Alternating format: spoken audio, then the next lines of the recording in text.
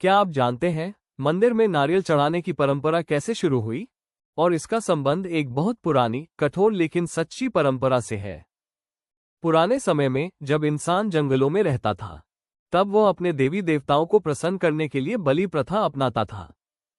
उस समय केवल पशु बलि ही नहीं, बल्कि कुछ स्थानों पर मानव बलि भी दी जाती थी।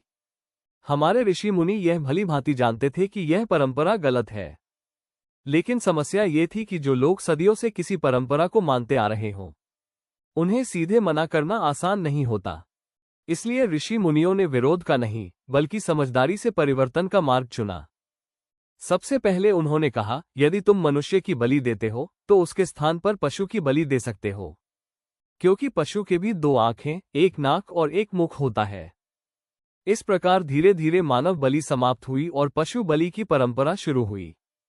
कुछ समय बाद ऋषि मुनियों ने एक और बड़ा कदम उठाया। उन्होंने लोगों को समझाया, जिस प्रकार पशु के दो आंख और एक मुख होता है, उसी प्रकार नारियल में भी दो आंख और एक मुख जैसा चिन्ह होता है। और नारियल को तोड़ने पर जो पानी निकलता है, वो जीवन तत्व का प्रतीक है।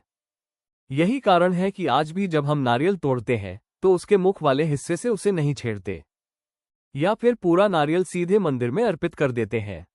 इस प्रकार मनुष्य की बलि से पशु की बलि और पशु से नारियल तक का ये सफर हमारे ऋषि मुनियों की महान बुद्धिमत्ता को दर्शाता है। ये परंपरा हिंसा नहीं, बल्कि हिंसा के त्याग का प्रतीक है।